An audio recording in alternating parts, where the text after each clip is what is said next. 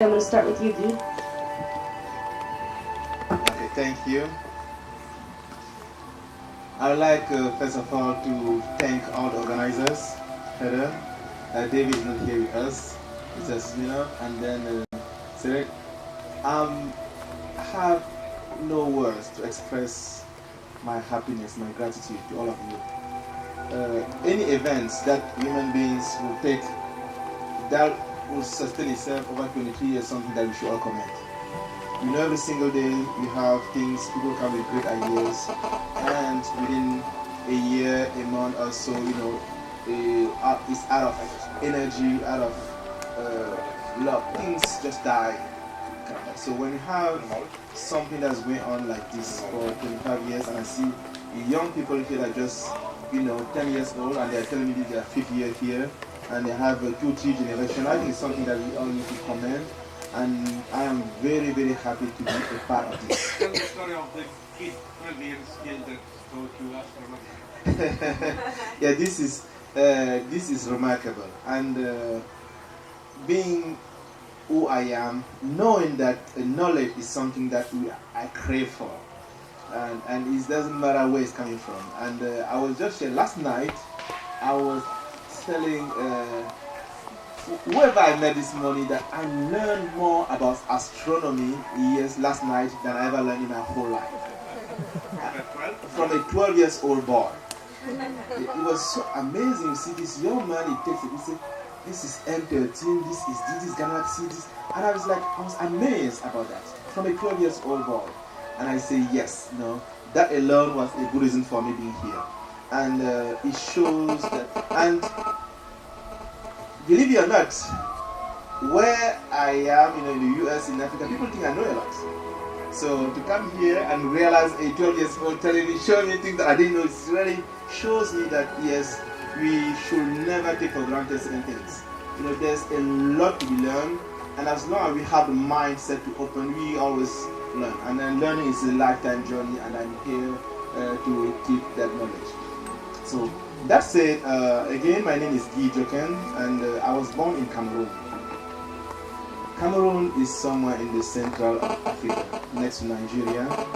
And talking about the possibilities, the power of dreams, I think just by sharing my life experience, you will understand why I strongly believe in the power of brains, in the power of thinking outside the box.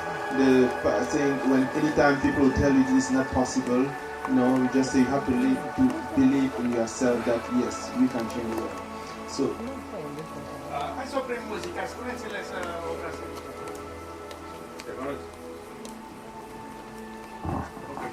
So. Oprește muzica. Okay, thank you. So again, I was born in a very humble family in Cameroon. And when I say humble, it means it was very, very difficult for my parents. And I can still remember, when I was 7 years old, I make a trip of about 10 miles. 10 miles around 17 kilometers. Yes, something like 15, 17 kilometers, just to go from my village to the nearest town. And not only I was doing that once, but every Friday I would leave. After school in Friday evening, I will leave the city to travel by foot to go in the village where I have to be in the weekend, in farming with my parents, my brother and sister. And then Sunday we would walk back. And it was not an easy task, but we just to do it because there was no other way.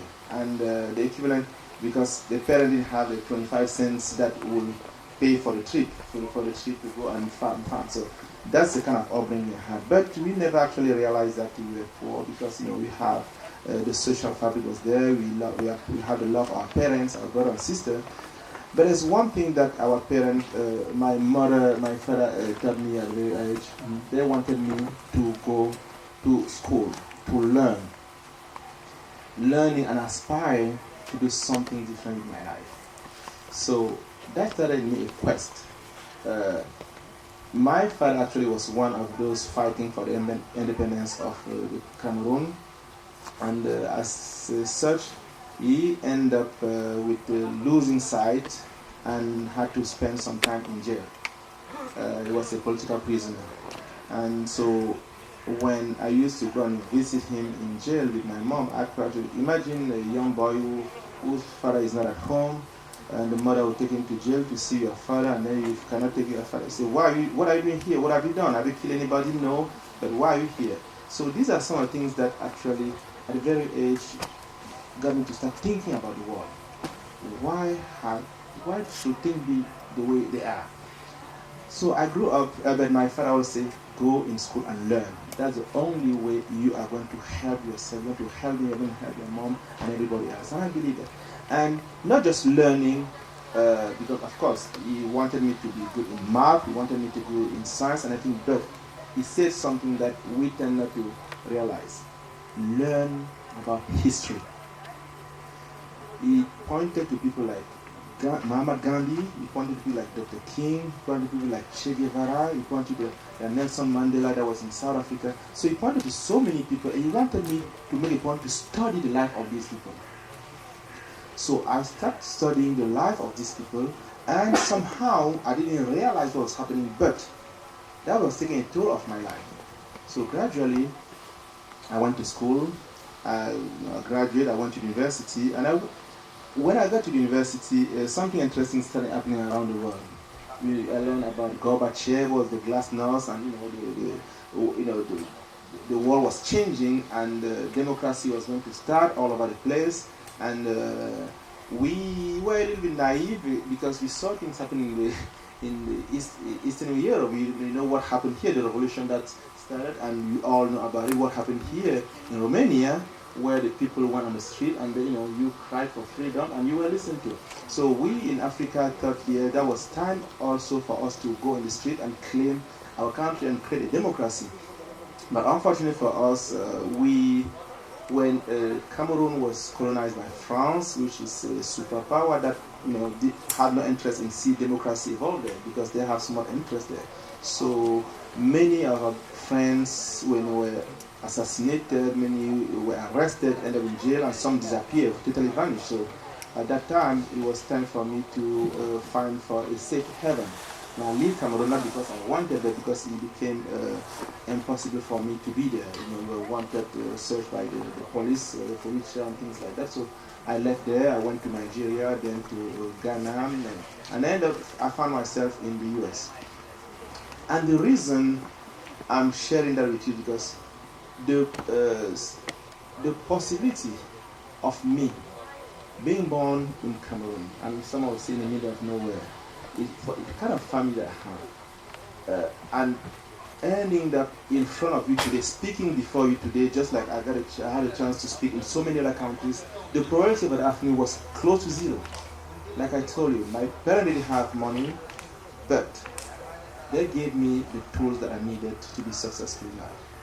And so when I ended up in the US, without even realizing, I joined a movement called the National Association for the Advancement of Colored People. It is called known as the NAACP. And I just, because the ANC, the ANC actually received a lot of counsel from the NAACP, the ANC in South Africa. So I was just doing the thing that were natural for me, very simple for me. And when we are doing I like to say there's never the wrong time to do the right thing. When you are doing what is natural to you, people pay attention. People were noticing. So one day there were elections happening every 2 years in that association. And without even realizing, one day there were two fractions that were fighting for the control of power within the association of civil rights. And I didn't have to choose a side on it because I was there for a purpose. And somehow, strange thing happened. Both sides agreed that Guy's supposed to be the vice president because, he could work with both parties. Because I didn't have any party. I was going there to do my things. I used to write and so. And then the person that won became president. I've never dreamed about becoming a vice president in an association like that. If you know about any history about the United States, you heard about Rosa Parks. you hear about Dr. King, you hear about all these great people that helped end slavery in Africa. The NAACP was actually the movement that was used to end slavery in the United States. So it's the most powerful civil rights organization in the United States. So for me, being even just a vice president of SOMI was, that was the best thing that could ever happen to me. But things happen, and then suddenly one day, I have Mr. Lord Nicholson. He's 99. Actually, he was 99 years old yesterday. He was president for the association for over 20 years. And old man, wise man, called me and said, you know what, destiny is calling onto you, and you have to become the next president because the president is out of the picture right now. I said, what's happening? Me, president? It was so overwhelming. I couldn't answer, but he said, I've been paying attention to you. You ask the right questions. I always say I'm going to try. I ask all these stupid questions that sometimes people do. Like they say, if you ask the right question, you don't take side and things like that. And if you ever need help, I will be there to help you. Don't be scared. Take that position. So I became the president of the National Association of Environmental Corrupt People in my jurisdiction. And that for me was already something big enough. So as the president, I had a very unorthodox way of managing things. I don't believe in top-down. I believe in being on the table and then, being constructive feelings.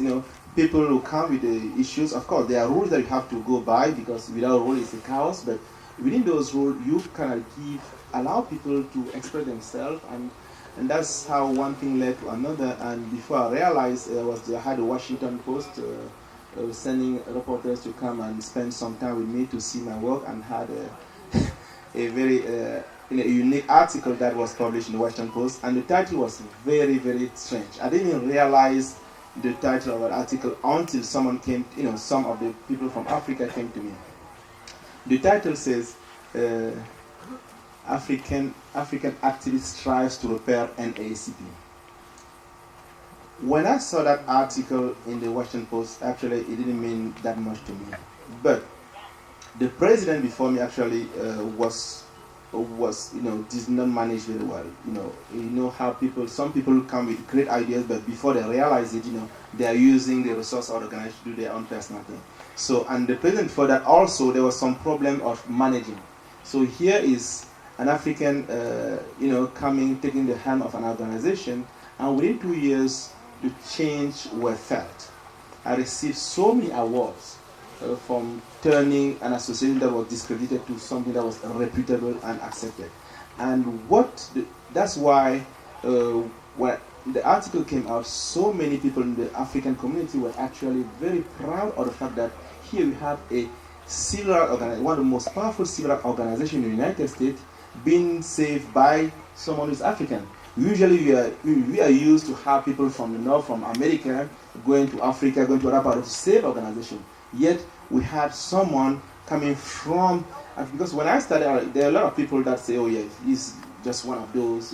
I have a lot of people within the association that didn't give me credit. They didn't think I would take the association anywhere.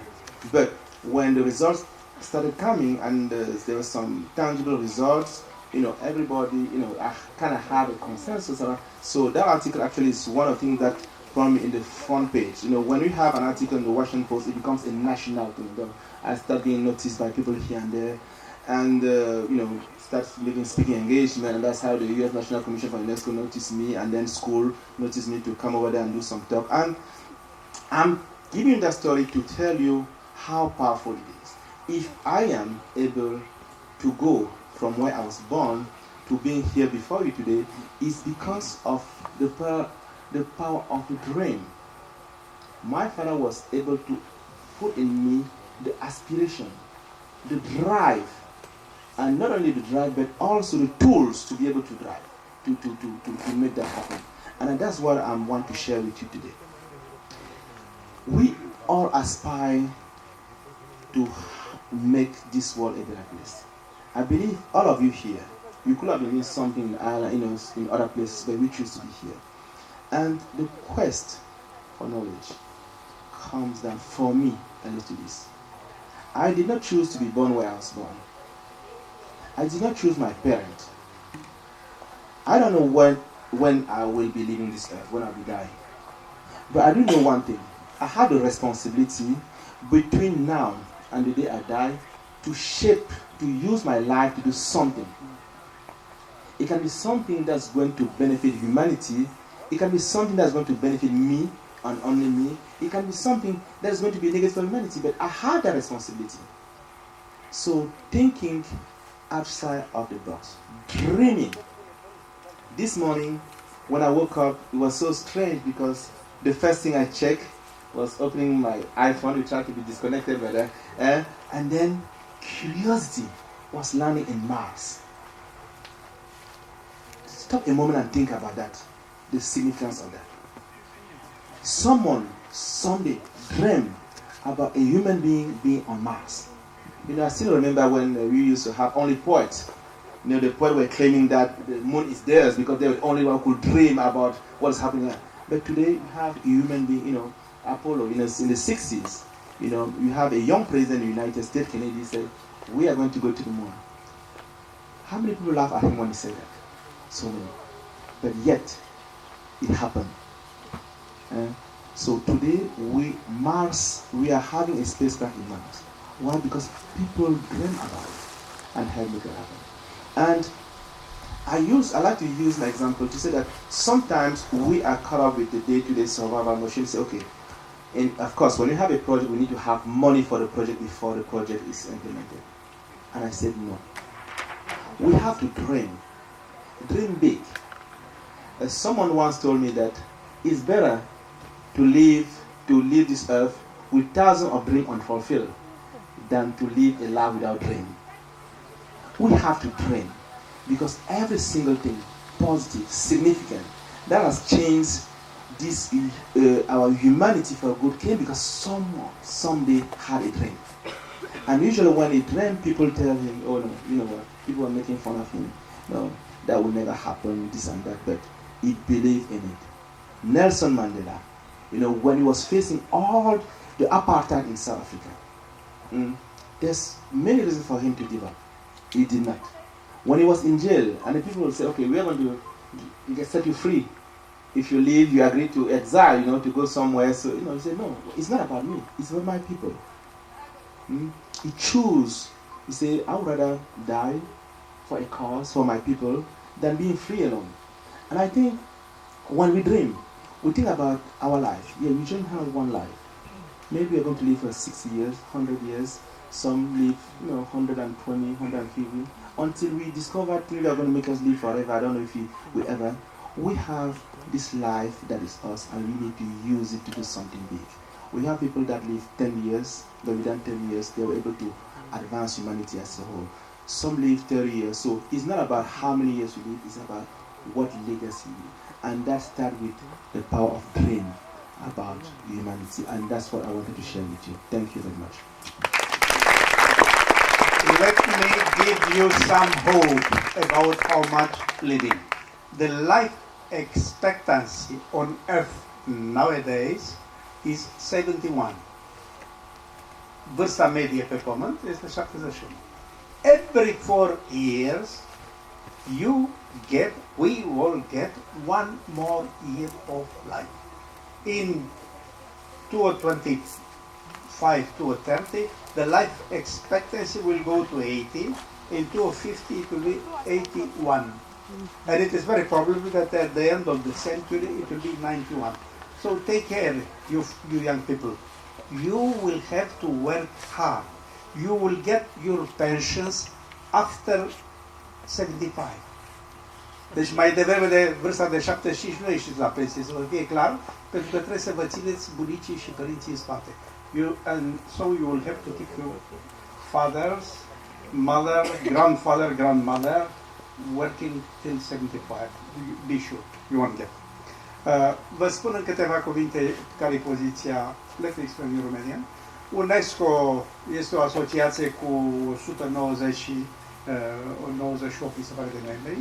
În fiecare țară există o comisie națională și în cadrul fiecarei comisii naționale există o asociație a școlilor UNESCO, separat, și o asociație a cluburilor UNESCO. Când eu am plecat de la Comisia UNESCO, în România erau, cred, 25 de cluburi UNESCO, între care Signusul este club UNESCO, uh, și a lui Adam asta de la Bârlat cu astronomia și alte câțiva m-am străduit să le aduc în cadrul UNESCO. El are poziția a doua în Asociația Cluburilor UNESCO în Statele Unite și asta e o poziție foarte estimabilă pe scara societății civile a lumii.